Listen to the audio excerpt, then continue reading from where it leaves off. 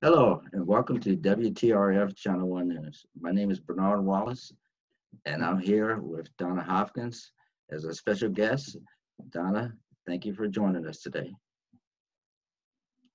Hey Bernard, thanks for the invite. I'm happy to be with you today. Yes, it's really good to hear. For those who don't know, Donna has been a TV and radio broadcaster in the DC area for over 20 years. She's a double breast cancer survivor. She's is a current athlete. She's a spokesperson. She's a founder and CEO of the Hopkins Breast Cancer Foundation. And now, you know, just recently, she's a national celebrity after appearing on ABC Network's Good Morning America with anchoring with Robin Roberts. So, Donna, tell us about why did this happen and how did it come about for you being on as a special guest So as far person? as how did the Good Morning America Yeah, happen or good morning. just, as far as career? Yeah, the Good Morning America was something that came out of, I guess, nowhere. The foundation had been existing for 20 plus years and Good Morning America said that they were doing Breast Cancer Awareness Month in October for a story. So we came up as far as the engine when they put in Hopkins Breast Cancer Incorporation. They said that it came up at the top of the engine. And then also I was in the Cancer Health magazine, which they found the about me and the foundation through there. And so it ended up was supposed to be where they were doing a story and they were going to do it. They said on a lot of other people. They told me to go find a park to do the interview that had a basketball and a place to run because I went to college on basketball and track scholarship. So they were going to try to tie it all in together. So from there, they kind of like was putting behind the scenes a surprise for to honor me during that month for the work that I've done with the foundation and the cancer community. And so they told my family about it and they were putting this all together. And I'm still thinking that it was just going to be them asking me a couple of questions and that be that. But then it materialized into something even greater. To be honored on the national level on Good Morning America was pretty special. And I was totally surprised by what they did, and even more so by what John Wall of the Washington Wizards did in donating $10,000 to the foundation. So, I think that that was even a greater honor because with the pandemic being what it is, we're going to be able to help so many more people this year because of that donation. Yeah, see, that's great. And I forgot to mention, Donna is also an author, right? And Donna, can you tell us a little bit about the book that you wrote and who it was uh, written for? Yeah, Bernard, as I tell you, I wear kind of like a lot of hats.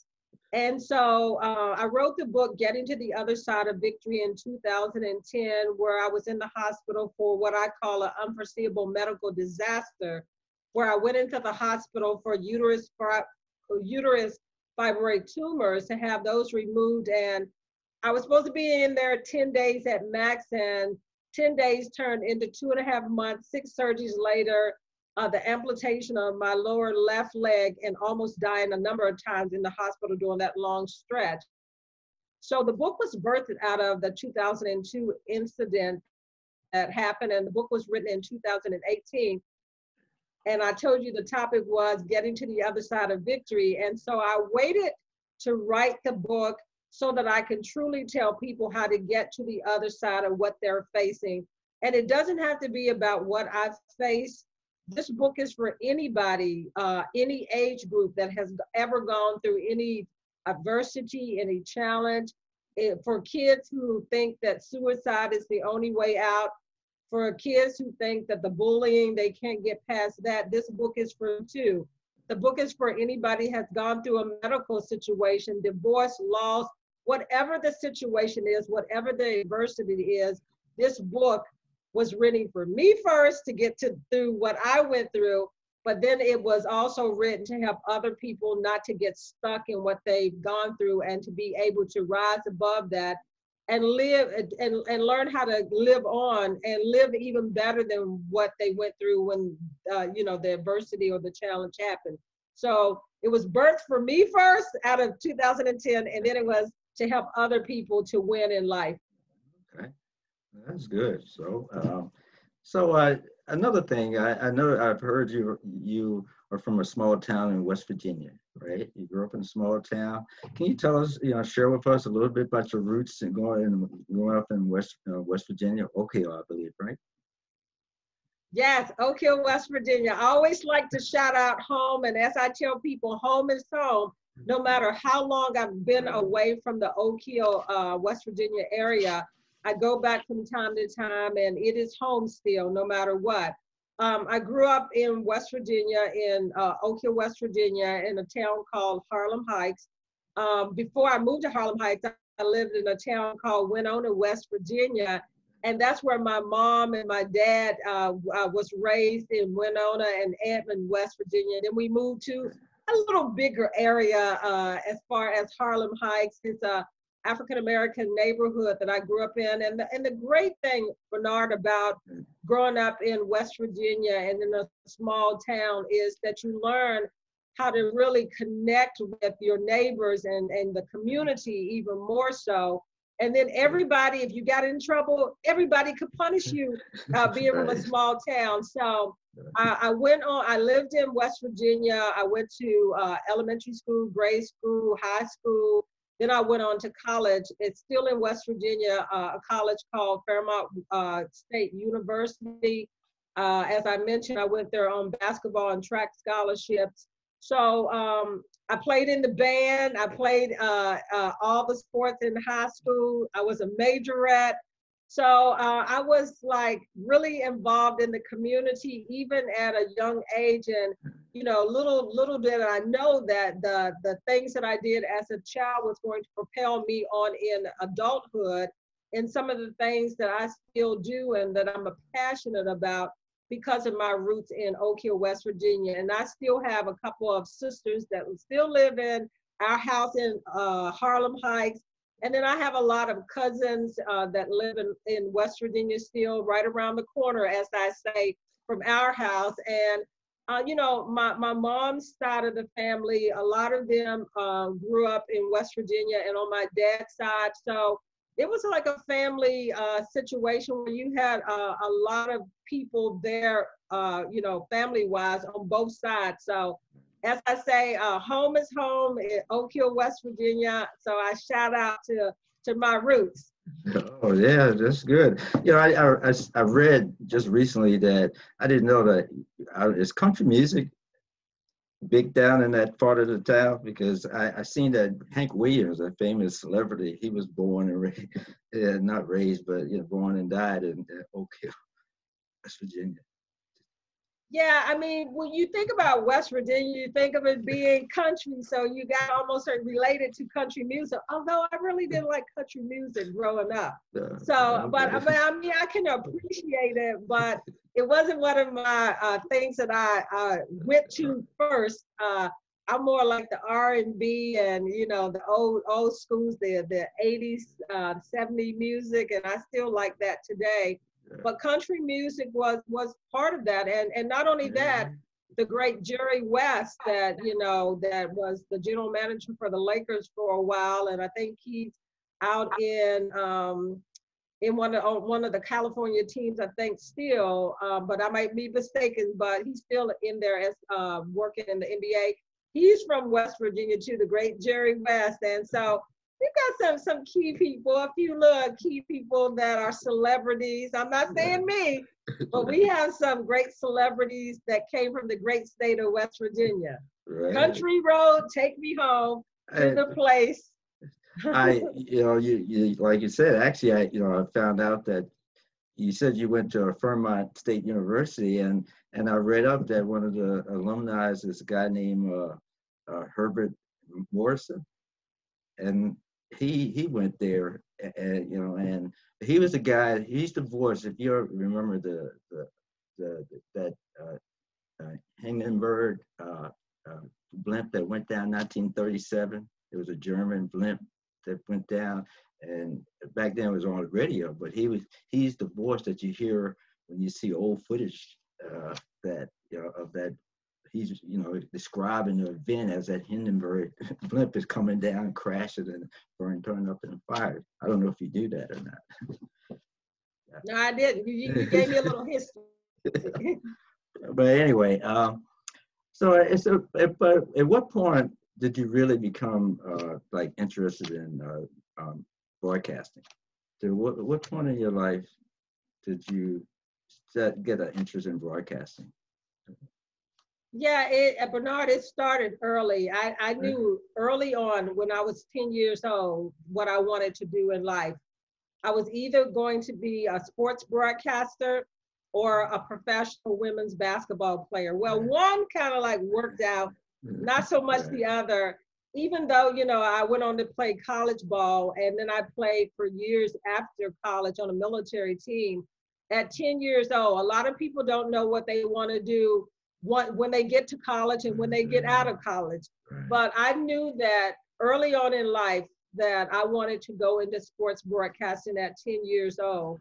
And I worked tirelessly from that point, being in sports, and then going on to major in radio and TV broadcasting at Fairmont State University, and then working my way through the ranks as far as doing radio, doing television, doing human interest stories for a newspaper out of Richmond, Virginia, and doing internships while I was in college and after college. So early on, this was the path that I knew I wanted to take. It's a craft that you constantly work at. And the amazing thing about this field is that it has changed so much from when I first got started to where it is today, that is constantly revolving and changing faces as far as what TV looked like when I first started and what it looks like now. All right. So, like, I wanted to know what in your typical day as a sports reporter, what do you usually do? Can you describe briefly how do your typical day go as far as your job, especially with the balance and all the other stuff that you got going on?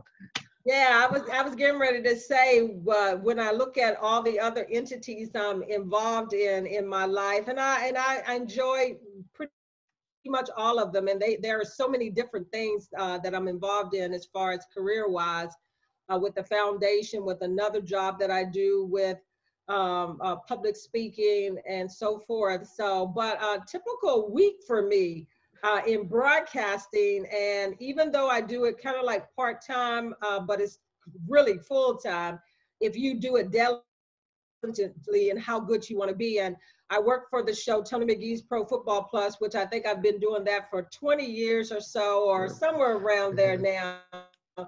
It's Tony McGee played for the New England Patriots, went on to finish his career with the Washington football team, and he is the owner and the founder of the Tony McGee's Pro Football Plus show, and also Gary Clark, one of the co-hosts there. So for me, I'm the only female on the crew, and we've got a couple of other people that are on the show too. But a typical week for me and a day is on a Monday, we do the show on a Monday.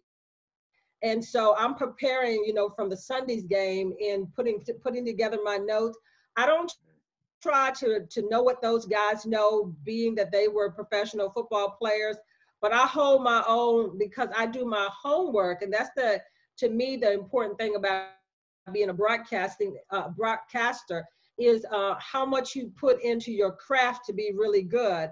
If you don't want to be good, then you're going to do a half job. But I start off on Sunday after the game is over, and I'm putting together editing tape. And COVID has changed everything this year because we do everything by Zoom. So you still are doing a broadcast, whether you're doing it by Zoom or if you were going into the station to do it there in the studio. So for me, I start on Sunday night preparing the tape that from the interviews from the coach and the players, and I'm tweeting through what I want to keep and present on that day. And then I'm doing other assignments. I had an assignment last week where I went up and videotaped the Black 14. They were giving away food and they were reconnecting with the Church of the Latter-day Saints. So when I came back, I was putting together, editing the tape, and it took 2 days to edit that tape because there was so much footage to put together a story that is going to be about 6 or 7 minutes. And you did so much recording that you got to go through all that and be able to craft the story the way you want to tell it.